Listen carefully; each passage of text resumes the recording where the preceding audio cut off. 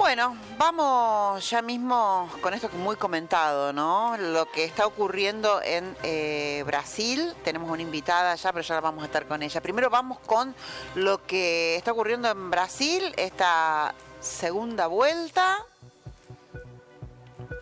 Una segunda vuelta que seguramente moverá el tablero en ese país, pero además en toda la región. Brasil es el principal socio comercial de la Argentina. La Argentina, a través de sus autoridades, ha tenido una clara postura de apoyo hacia uno de los candidatos y lo que parecía ser un resultado cantado en la previa, porque así lo anticipaban las encuestas y las percepciones, parece ser no tanto, porque Jair Bolsonaro logró reducir esa presunta diferencia que existía antes de las elecciones. Quedó apenas a 5 puntos de Luis Ignacio Lula da Silva. La segunda vuelta se realizará el 30 de octubre y hay un escenario de una polarización extrema, donde los candidatos van a tener que ingeniárselas para poder quedarse con los votos del tercer y cuarto candidato a la presidencia y además tratar de convencer a aquellos casi un 20% de los electores habilitados para votar que ayer se abstuvieron y que no fueron a votar. Pero la gran sorpresa en esta elección, de lo que se está hablando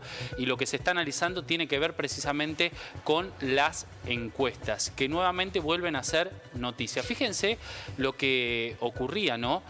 A propósito de las encuestas. Las principales pesquisas, como le llaman allí en Brasil, a 4 días de las elecciones, daban un marcado triunfo, una abultada diferencia a favor de Luis Ignacio Lula da Silva, que en todos los casos superaba el 40% de los votos. En el caso de Bolsonaro, las encuestas, salvo una, ninguna llegaba al 40% de los votos. Ninguna de las encuestas realizadas aventuraban un resultado tan ajustado en la elección o una diferencia tan corta entre Lula y Bolsonaro.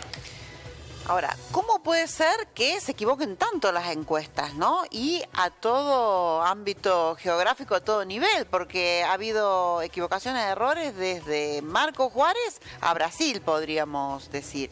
Pero vamos a analizar el tema, Martín, y hoy tenemos el privilegio de tenerla acá en el estudio a Mabel Grillo, que fue docente nuestra en la universidad. Sí, nos está supervisando y nos corregirá todas las cosas que seguramente dijimos mal en la presentación.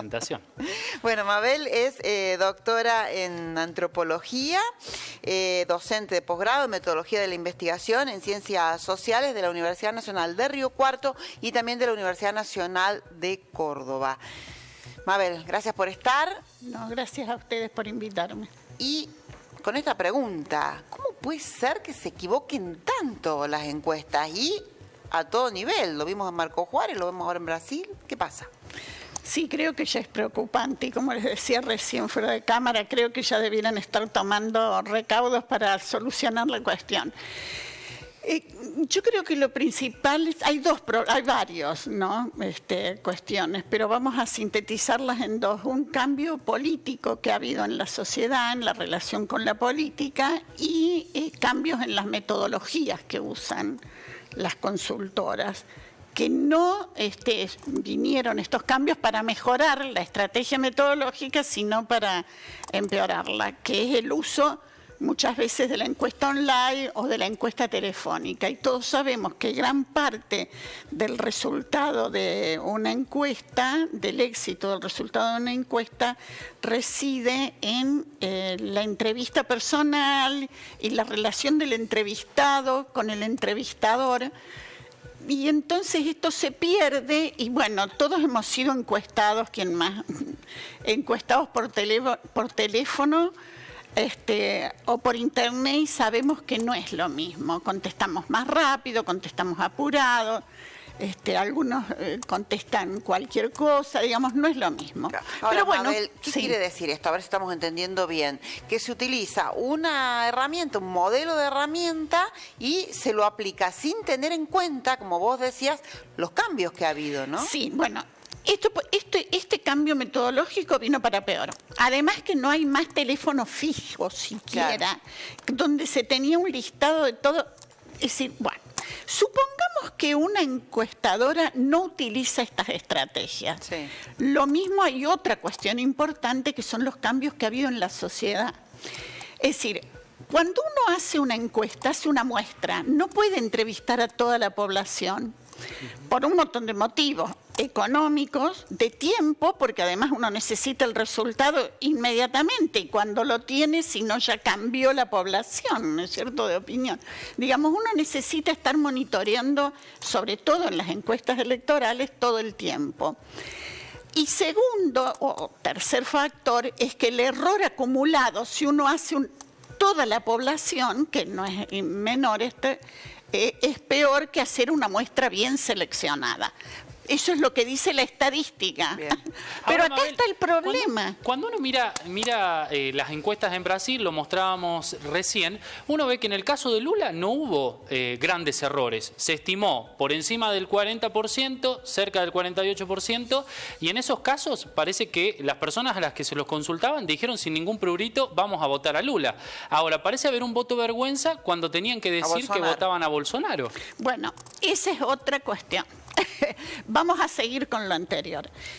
Ese tema es la aparición en el escenario político de América Latina, de Argentina y Brasil con claridad, de alguna tendencia política que no es tradicional y que verdaderamente puede ser pasible. Yo no me animo a decirlo en ninguno de los dos casos, ni de Argentina ni de Brasil, que puede haber un ocultamiento de esa elección.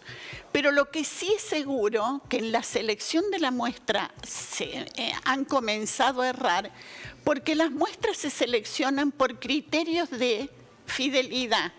Por ejemplo, ¿qué tiene que ver? El nivel socioeconómico. Se piensa que generalmente a determinado nivel socioeconómico se vota de determinada manera. La edad, que a determinada edad se vota de determinada manera.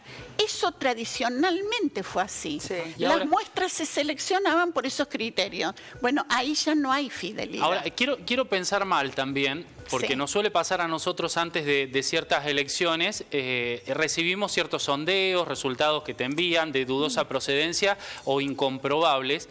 ¿No existe también en algunas encuestadoras un interés político de plantear un escenario o inventar un resultado? Sí, sin ninguna duda. No de inventarlo, sino de manejar la información de los resultados. Pero vamos a dar por sentado que eso no ocurre porque el día antes de las elecciones, porque a ninguna consultora le conviene dar resultados que después no se dan. Claro, vamos a partir de la idea que eso se usa como estrategia de publicidad o de propaganda política, el resultado, pero no se usa en los últimos días cuando el prestigio de las consultoras está en juego. Después no lo vuelven a contratar. No, para mí ahí el problema principal está en esto. Es decir, la gente ya no vota según su ingreso fielmente a determinado partido, ni según su edad. En los jóvenes hay cambios que todavía no conocemos de cómo eligen. Claro. ¿No? Lo que pasa, Mabel, es que tener todas esas variables significa estudiar más y significa más inversión, ¿no? Sí. Monetaria. Es más caro hacer una encuesta bien hecha. Y aparte, otra cuestión, y ya tenemos que ir finalizando, es que en las encuestas electorales se pregunta lo que el ciudadano va a hacer, cuando a lo mejor cambia su voto segundos antes de emitir el voto. Sí, eso en los indecisos, ahí está la cuestión. Hay personas que... he estado viendo que hay alrededor de un 15% de la población que se decide su voto entre 48 y 72 horas antes. Claro. Entonces, las encuestas no los pueden captar, porque 48 horas antes ya tienen que tener los resultados. Entonces, pero eso también tiene que ver con el cambio de relación que hay de las personas con la política y con los partidos políticos, que hay que decir también que ya no son lo que eran antes, bueno, lo que estuvimos hablando, ¿no? Han aparecido en toda Latinoamérica, o por lo menos en Argentina y Brasil, agrupaciones que suman votos que no son tradicionales y que todavía ese electorado no está bien estudiado. Claro. Bien. Bueno, ha sido un gusto tenerlo con nosotros, profe. No, gracias a usted. Bueno, nos ha tratado mejor que en un final, nos ha tratado. Gracias, Esperemos nosotros haber estado a la altura de las circunstancias. Muy bien. Después nos da la nota. Bueno, gracias, chicos. También fue una jornada de